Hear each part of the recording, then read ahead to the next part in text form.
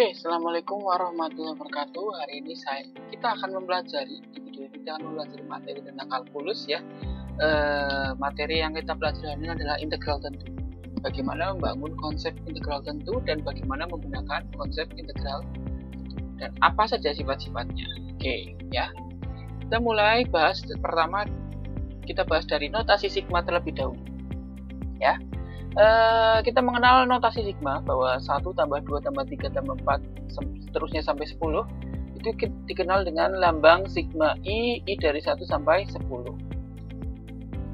Kalau ada sigma I kuadrat I dari 1 sampai 100 ya 1 kuadrat tambah 2 kuadrat 3 kuadrat seterusnya sampai 100 kuadrat. Kalau ada sigma I dari 10 sampai 15 berarti 2I tambah 3 berarti ya kita masukkan 10 di I, kita masukkan 11 di I, seterusnya sampai kita masukkan terakhir 15 di I. Kemudian sigma 3I, I dari 1 sampai N, itu berarti kita masukkan sama 1, ketika I-nya 1 berapa, I2 berapa, I3 berapa, sampai IN berapa. Jadi kita temukan bentuk seperti ini. Ini adalah notasi sigma yang sering kita gunakan. Oke. Di dalam notasi sigma ada beberapa teorema yang mendukung ya, diantaranya adalah teorema seperti ini. Ya, ini adalah teorema perkalian ya, perkalian. Jadi kalau ada sebuah AI ini dikalikan C, maka C-nya itu bisa keluar dari sigma. Kemudian jika ada sigma dari AI tambah BI, maka kita bisa kerjakan sigma AI sendiri ditambah dengan sigma BI sendiri. Kemudian pengurangan juga seperti itu ya. Ini adalah contohnya, kita mengerjakan sigma I sama dengan 1 sampai N, berarti 4I kuadrat ditambah 3I, berarti kita kerjakan sigma 4I kuadratnya sendiri, I dari 1 sampai N, kemudian sigma 3I-nya juga kita kerjakan sendiri, I dari 1 sampai N. Maka kita peroleh bentuk seperti ini. Nah, kemudian 4 sama 3-nya bisa kita keluarkan dengan aturan teorema yang pertama ini. Oke, kita dapat aturan seperti itu. Oke, selanjutnya ini adalah rumus jumlah khusus sigma ya. Sigma I sama dengan 1 sampai dengan N dari I itu adalah seperti ini, nanti rumusnya N kali N plus 1 per 2. Kemudian sigma I sama dengan 1 sampai N dari I kuadrat, maka kita peroleh rumusnya seperti ini. Dan seterusnya sampai rumus kelima. Nanti ini yang akan kita gunakan dalam menentukan integral tentu. Oke, selanjutnya bahasan kita adalah jumlah Riemann ya. Nah, misalkan kita punya kurva Y sama dengan X kuadrat seperti ini ya. Y sama dengan X kuadrat plus 1 ya. Sorry, ini ada kesalahan. Ada sedikit kesalahan. Y sama dengan X kuadrat plus 1. Kemudian kita akan mencari luas daerah di bawah kurva ya, di bawah kurva Y sama dengan X kuadrat plus 1 ya. Jadi kurva Y sama dengan X kuadrat plus 1, kita akan mencari luas daerah di bawah kurvanya ini dan dibatasi sumbu X, di mana X dan juga dibatasi oleh X sama dengan min 2 dan X sama dengan 3. Jadi ini yang kita cari, luasnya ini berapa. Nah, oke, bagaimana cara menghitung luas ini? Kita gunakan konsep jumlah Riemann. Jadi kita tentukan dulu dari gambar ini, kita tentukan dulu delta X-nya. Delta X adalah ya selisih yang mau nanti kita akan cari. Oke. Batas atas kita adalah 3 di sini ya. Batas bawah kita adalah min 2. 3 kurangi min 2 itu 5. Jadi kita partisi saja sebanyak 5 saja. Biar delta X-nya ketemu 1. Banyak partisinya kita buat 5 seperti ini. Jadi delta X ketemu 1. Jadi setiap 1 ini adalah setiap pembagiannya. Jadi ini kita bagi dengan menjadi 5 daerah seperti ini. Nah, masing-masing daerah ini akan kita hitung luasnya dengan menggunakan pendekatan persegi panjang. Jadi ini panjangnya, ini lebarnya ya, lebarnya delta X ya. Selebar delta X, panjangnya masing-masing berbeda. Jadi tergantung dari nilai Fx-nya. Oke, gitu ya. Oke, next. Sekarang saya akan menghitung ya. Ini ya, Fx1 kita hitung dulu. F-1 sorry. Fx1-nya kan min 1 ya, berarti kita hitung dulu F min 1-nya, kita peroleh substitusikan ke rumus ini. kita peroleh 2. Fx2 kita peroleh F0, berarti kita substitusikan di sini kita peroleh 1 ya. Kemudian Fx3, F1 kita peroleh 2, Fx4 kita peroleh 5, dan Fx5 kita peroleh, substitusikan di sini kita peroleh 10. Jadi kita ketemu panjang di sini adalah 2, 1, 2, 5, dan 10. Oke, kemudian kita menghitung masing-masing luasnya kan gampang. Ini berarti 2 kali delta x-nya atau lebarnya 1. 2 kali 1, 2. Yang ini adalah 1 ya tadi ya. 1 kali 1, 1. Yang ini adalah 2 kali 1 itu 2. Yang ini adalah 5 kali 1, 5. Yang ini adalah 10 kali 1 ya 10. Kita jumlahkan ke 5 bangun ini, maka kita peroleh luas rimennya itu adalah 2 tambah 1 tambah 2 tambah 5 tambah 10 sama dengan 20. Jadi luas kurva ini adalah 20 dengan pendekatan 5 partisi. Nah, sekarang kita berpikir, luas rimen ini akan semakin akurat ketika jarak antar partisinya semakin kecil. Jadi ketika jarak antar partisi ini semakin kecil, maka luas perhitungan kita akan semakin akurat. Kata lain dari partisinya ini semakin kecil, jarak antar partisinya semakin kecil adalah banyaknya partisinya semakin besar. Jadi jaraknya semakin kecil, jadi partisinya semakin banyak. Nah, artinya apa? Partinya semakin banyak berarti n-nya nanti akan mendekati tak hingga. Oke, jadi jumlah partisinya akan semakin banyak, juga semakin akurat. Jadi jarak partisinya semakin kecil atau partisinya semakin banyak. Gitu. N mendekati tak hingga. Oke. Nah, sekarang oleh karena itu kita misalkan dulu partisinya sebagai n ya. Kita kan tidak tahu partisinya berapa. Kita misalkan n dulu. Delta x tadi dengan rumus tadi, batas atas kurangi batas bawah dibagi dengan n, berarti 5 per n. Kita tahu bahwa x0-nya tadi adalah min 2 karena batas bawahnya. Kemudian x1 adalah min 2 ditambah delta x. Itu min 2 ditambah 5 per n. x2 di sini adalah min 2 ditambah 2 delta x karena ada perbedaan 2 gitu ya. Karena X2 ini kan, di sini saja. X2 ini kan dia min 2 ditambah delta X-nya ada 2. Berarti kita kalikan 2 delta X. Dan seterusnya, X3 berarti min 2 ditambah 3 delta X. Sampai kita ketemukan XI berarti sama dengan min 2 ditambah I kali delta X. Jadi kita peroleh XI-nya itu adalah min 2 ditambah I kali 5 per N. Berarti min 2 ditambah 5I per N. Kita temukan bentuk seperti ini. Kemudian kita cari fx-nya. Fxi tadi kan kita temukan xi-nya min 2 plus 5i per n. Ya, berarti ini kita substitusikan ke x sebelah sini. Maka kita peroleh bentuk seperti ini. Ya, kita temukan nilainya adalah 5 dikurangi 20i per n ditambah 25i kuadrat per n kuadrat. Kita temukan nilai fx-nya gitu.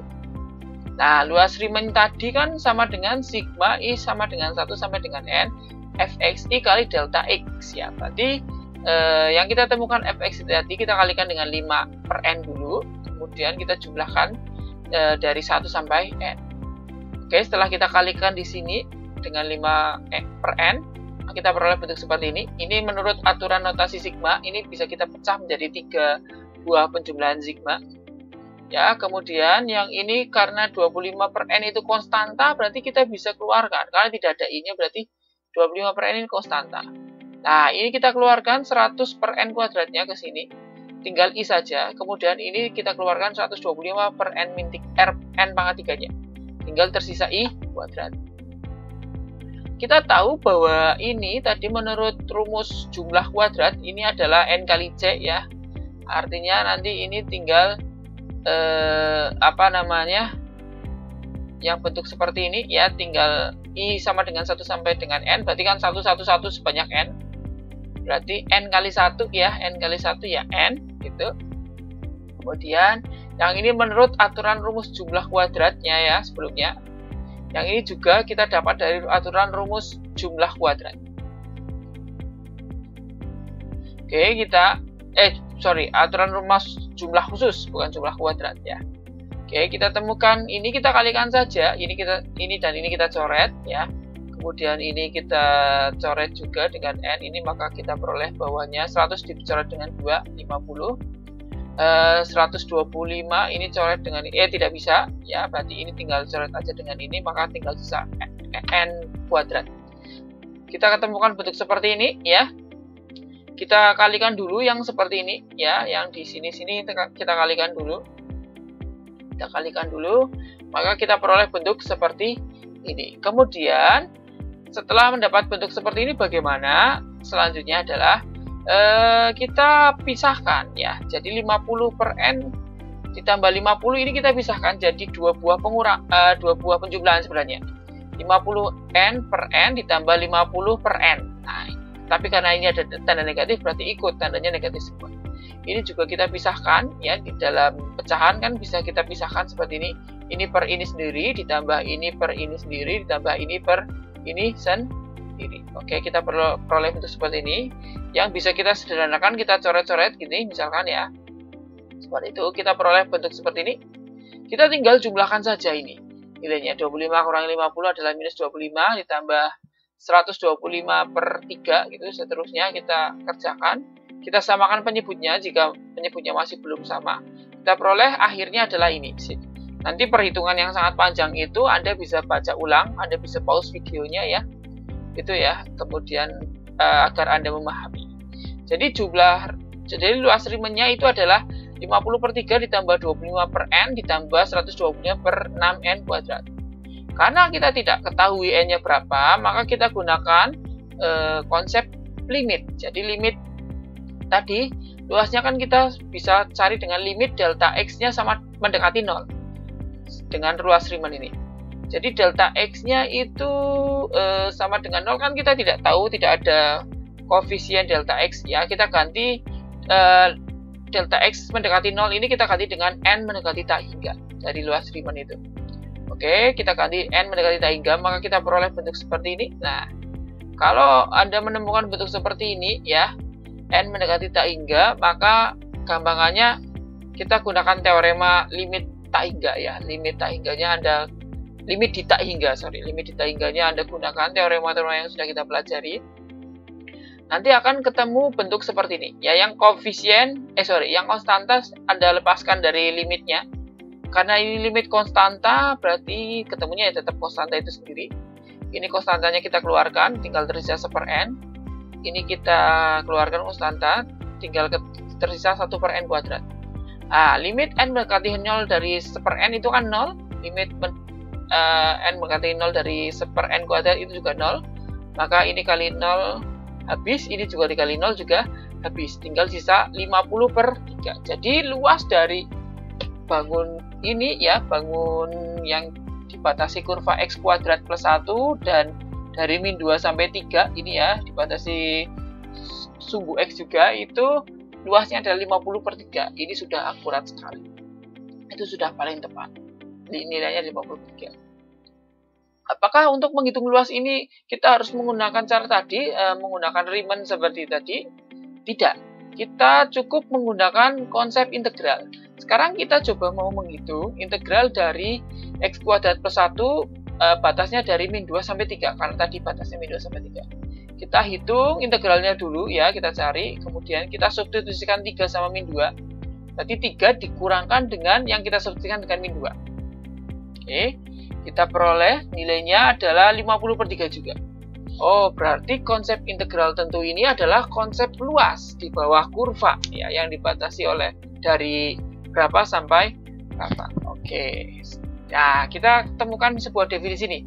Integral tentu ya. Luas daerah di bawah kurva Y sama dengan fx dibatasi sumbu X, X sama dengan A, X sama dengan B, dapat kita temukan dengan mencari nilai dari integral tentu integral dari A sampai B fx dx gitu ya. Oke, jadi untuk mencari luas daerah di bawah kurva tinggal mencari integralnya saja dari A sampai B. Oke. Nah, sekarang kita ke sifat integral tentu. Ada teorema yang menyatakan bahwa jika f terintegrasi pada interval yang memuat titik A, B, dan C, maka integral dari ini setelah intervalnya A sampai C fx dx itu sama dengan integral dari A selangnya A sampai B fx dx ditambah integral dari selangnya B sampai C fx dx. Jadi satu buah integral ini bisa kita pecah jadi dua buah penjumlahan integral tentu. Ya, contohnya saya punya integral 0 sampai 2x kuadrat dx, kita bisa pecah. Jadi kita cari sendiri misalkan integral dari 0 sampai 1 x kuadrat dx ditambah integral dari 1 sampai 2 x kuadrat dx. Oke, yang kedua, integral dari 0 sampai 2 x kuadrat dx itu kita tidak hanya mencari nilai yang diantara 0 sampai 2. Kita bisa mencari nilai yang lebih dari itu. Misalkan kita pilih B-nya itu 3. B-nya kan nilai yang penghubungnya ini ya. Jadi integral dari 0 sampai 3 x kuadrat dx ditambah dengan integral dari 3 sampai 2 x kuadrat dx. Jadi kita tidak hanya memilih satu. Kita tidak hanya memilih bilangan yang ada di interval itu. Interval 0 sampai 2, tetapi kita bisa memilih bilangan yang di luar interval tersebut karena apapun urutannya itu tidak masalah gitu ya. Oke, sekarang ada lagi sifat integral tentu seperti ini. Integral A dari A fx dx berarti kan sama saja kita mencari integralnya dulu. Misalkan integralnya dari f kecil x adalah f besar x ya, berarti kita substitusikan A dari A ke A, berarti kita substitusikan A dan substitusikan juga ke A. F besar A dikurangi F besar A, kan jelas. Ini nilainya sama, berarti 0. Berarti integral A ke A fx dx itu sama dengan 0. Jadi kita temukan bahwa integral dari A ke A fx dx sama dengan 0. Oke.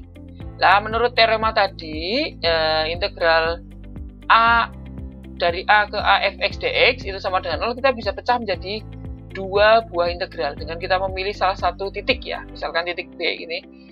Berarti ini kita bisa pecah jadi integral A ke B fx dx ditambah integral dari B ke A fx dx. Seperti ini sama dengan 0 karena nilainya sama dengan 0. Karena ini sama dengan 0 berarti ini bisa pindah ruas ke kanan. Jadi integral A dari A ke B fx dx sama dengan minus integral dari B ke A fx dx.